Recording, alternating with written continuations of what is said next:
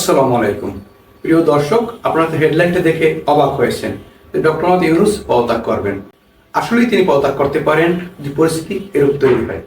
আমার পুরো ভিডিওটা দেখলে আপনারা আমার সাথে একমত হবেন যে ডক্টর ইউনূস সাহেব পদত্যাগ করতে পারেন। জাতীয় নাগরিক পার্টি এনসিপি দক্ষিণাঞ্চল মুখ্য সংগঠক হাসান আবুল বলেন, যাকে অভ্যুত্থানের পরে সরকার প্রধান বানানো হয়েছে উনি লন্ডনে গিয়ে সেজদা দিয়ে এসেছেন। পৃথিবীর ইতিহাসে এমন কোনো ঘটনা আছে কিনা যে অন্তর্বর্তীকালীন সরকারের একটি দলের ভারপ্রাপ্ত চেয়ারম্যানের সাথে বসে প্রেস কনফারেন্স করছেন। তিনি দাবি করেন সেই দিনই সরকারকে লন্ডনে বিক্রি করে দেওয়া হয়েছে। মানে হাসান আবুল বলতে চেয়েছেন, যখন ডক্টর মোহাম্মদ ইউনূস লন্ডনে গিয়ে তারেক রহমানের সাথে বৈঠক করেছিলেন, সেই বৈঠকের পরে উভয় পক্ষের প্রতিনিধিরা ঘোষণা দিয়েছিলেন যে যদি সংস্কার বিষয়ে অগ্রগতি হয় তাহলে রোজার আগে ফেব্রুয়ারিতে নির্বাচন হতে পারে। এই ঘটনার পরে প্রধান উপদেষ্টা যখন ঘোষণা করলেন যে ফেব্রুয়ারিতে নির্বাচন হবে, তার পরিপ্রেক্ষিতে এনসিপি বলছে যে ইউনূস সাহেব লন্ডন গিয়ে সেজদা দিয়েছেন। মানে বুঝতে চেয়েছেন এখন বর্তমানে ডক্টর মোহাম্মদ ইউনূস বিএনপির প্রেসক্রিপশনে চলছেন, তার প্রেসক্রিপশনেই দল পরিচালনা করছেন। যারা তাকে প্রধান উপদেষ্টা করেছিলেন এখন তারাই তার বিরুদ্ধে অবস্থান নিয়েছেন এবং এমন ধরনের মন্তব্য করেছেন। এনসিপির সাথে ডক্টর ইউনূসের সাথে সম্পর্কটা কোন অবস্থানে দাঁড়িয়েছে নিশ্চয়ই বুঝতে পারছেন। হাসান আবুল্লাহ আরো বলেন, সংবিধানকে ফ্যাসিবাদের পাঠ্য বই হিসেবে আখ্যায়িত করেছেন তিনি এবং তারা জানিয়েছেন নতুন সংবিধান জরুরি। মানে পুরনো ৭২ সালের সেই সংবিধানে আর নির্বাচন এদেশে হবে না, নতুন সংবিধান করে সংস্কার করে তারপরে নির্বাচন করতে হবে। তাদের মূল ভাষ্য হচ্ছে এটাই। এবি পার্টির ব্যারিস্টার ফুয়াদ বলেন, জুলাই সনদ বাস্তবায়ন নিয়ে দলগুলোর ভিতরে সিরিয়াসলি ইস্যু তৈরি হয়েছে যে আমরা এগুলোতে একমত হয়েছি যে বাস্তবায়ন কিভাবে হবে। বাস্তবায়ন ব্যাপারে কমিশন যে প্রস্তাব করেছে এটি আসলে বিএনপির প্রস্তাব। আগামী 2 বছরের মধ্যে এগুলো বাস্তবায়ন হবে, কিন্তু আমরা এর সাথে অনেকেই একমত নয়। মানে বিষয়টা হচ্ছে এতদিন ঐক্যমত্য কমিশন রাজনৈতিক দলগুলোর সাথে যে আলোচনা করেছে, যে বিষয়গুলোতে ঐক্যমত্য হয়েছে, সেই বিষয়গুলোর বাস্তবায়ন হবে পরবর্তী নির্বাচিত সরকারের সময়। মানে এই বাস্তবায়নটা এখন হচ্ছে না, পরবর্তী যারা নির্বাচিত হবে তারা 2 বছরের মধ্যে বাস্তবায়ন করবেন। এটা তাহলে কিসের সংস্কার হলো? এটা তো সেই আগের সংবিধানেই নির্বাচন হলো, আগে হাসিনার মতোই নির্বাচন হলো, তার সংস্কারটা কোথায় হলো? তাই এই প্রস্তাবের সাথে বেশিরভাগ দলই একমত নয়। ব্যারিস্টার ফুয়াদ আরো বলেছেন, আমরা মনে করি ইতিমধ্যে যেগুলোতে একমত হয়ে গেছি সেটার জন্য কেন 31 সাল পর্যন্ত অপেক্ষা করব? মানে তার কথা হচ্ছে পরবর্তী নির্বাচিত সরকার যদি হয় তার মেয়াদ থাকবে 31 সাল পর্যন্ত, তাহলে তার জন্য কেন অপেক্ষা করব? আমরা যদি একমত হই যে কেউ 2 টার্মের বেশি প্রধানমন্ত্রী থাকতে পারবেন না, তাহলে সেটার জন্য অপেক্ষা করব কেন? সেটা তো এখনই হওয়া দরকার, আসলে এখনই হওয়া দরকার। এই বিষয়ে এখন রাজনৈতিক দলগুলোর মধ্যে বিশাল ঐক্য ভেঙে যাওয়ার অবস্থা তৈরি হয়েছে, ঐক্যের মধ্যে ফাটল ধরেছে। কারণ বেশিরভাগ দলই এটা মানবেন না যে এই সংস্কারগুলো বাস্তবায়ন করবেন পরবর্তী সরকার, আর পরবর্তী সরকার যে করবেন এর কোনো নিশ্চয়তা কি আছে?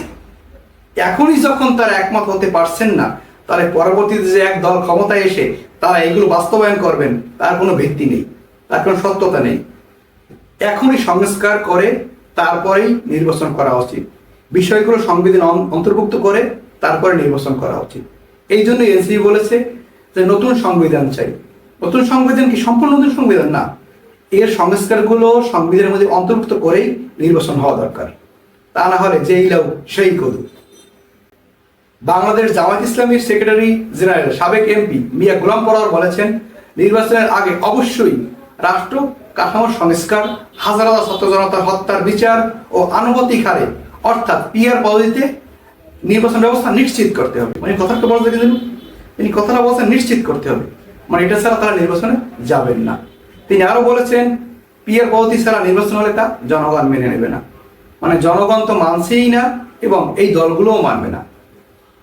অন্যদিকে ইসলামী আন্দোলন বলেছেন যে পিআর পদ্ধতি নির্বাচন ছাড়া তারা নির্বাচন চায় না, পিআর পদ্ধতির মাধ্যমে নির্বাচন হতে হবে বলে জানিয়েছেন বাংলাদেশ ইসলামী আন্দোলন। তবে দেখা যাচ্ছে যে ইসলামী ধারার দলগুলো এই পিআর পদ্ধতির পক্ষে অবস্থান নিয়েছেন এবং সংস্কারের পক্ষে অবস্থান নিয়েছেন এবং এই সংস্কারগুলো এখনই বাস্তবায়ন হয়ে নির্বাচন হতে হবে বলে বেশিরভাগ দলই ঐক্যমত্য পোষণ করছে। বিএনপি ছাড়া সামান্য কিছু দল এর বিপক্ষে অবস্থান নিয়েছে। এখন যদি এই সংস্কারগুলো বাস্তবায়ন না হয়, পীরের বইতে নির্বাচন না হয়, তাহলে জামায়াত ইসলামী, ইসলামী আন্দোলন এবং এনসিপির মতো দলগুলো নির্বাচনে অংশ না করার সম্ভাবনাই বেশি রয়েছে। কারণ ইতিমধ্যেই জামায়াত ইসলামী জানিয়েছেন পীরের বইতে নির্বাচন না হলে তারা আন্দোলনেও যেতে পারেন। সেক্ষেত্রে এই দলগুলো নির্বাচনে না যাওয়ার সম্ভাবনা রয়েছে। তাহলে কি হবে? তাহলে বিএনপির সাথে নির্বাচন হবে। ইতিমধ্যেই শোনা যাচ্ছে 130 থেকে 135টি আসনে বিএনপি প্রতিদ্বন্দ্বী প্রার্থী থাকবেন। তাহলে সেই শেখ হাসিনার আমি নির্বাচনের মতোই নির্বাচন হতে যাচ্ছে বলে অনেকে মনে করছেন। যদি এই দলগুলোর চাওয়াগুলো পূরণ না হয়, তাদের ইচ্ছেগুলো পূরণ না হয়, তাহলে দেখা যাবে যে এই দলগুলো নির্বাচনে অংশগ্রহণ করবেন না। তখন কি হবে?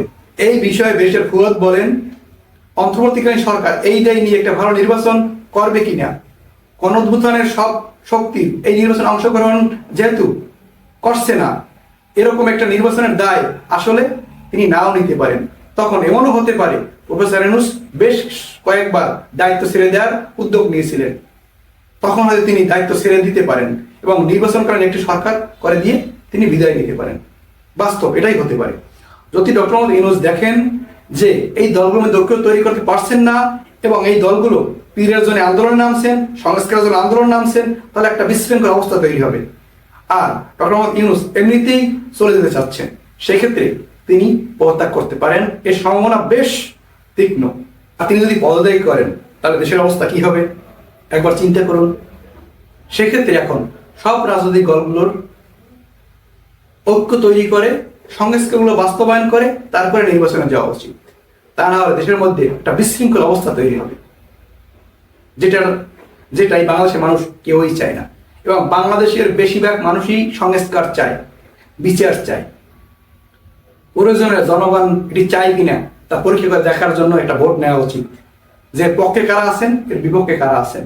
তাহলেই দেখা যাবে কারা কারা সংস্কার চায় আর কারা চায় সামনের সরকারে এসে তারপর সংস্কারগুলো করবেন। বেশিরভাগ মানুষই চাইবে না যে পরবর্তী কোনো সরকার এসে এই সংস্কারগুলো বাস্তবায়ন করবে। আসলে সম্ভবই না, এটা সম্ভবই না, কোনোভাবেই সম্ভব না। কোনো দল এটি যে করবে এর কমিটমেন্ট কি, এর বাস্তবতা কি? আসলে এর বাস্তবতা বা ভিত্তি নেই। প্রিয় দর্শক, এখন মনে হচ্ছে আপনারা আমার সাথে একমত যে এরকম পরিস্থিতি ঘটলে ডক্টর মোহাম্মদ ইউনূস অবশ্যই পদত্যাগ করতে পারেন। আমি মামুন চৌধুরী আপনাদের সহযোগিতা কামনা করছি। আল্লাহ হাফেজ।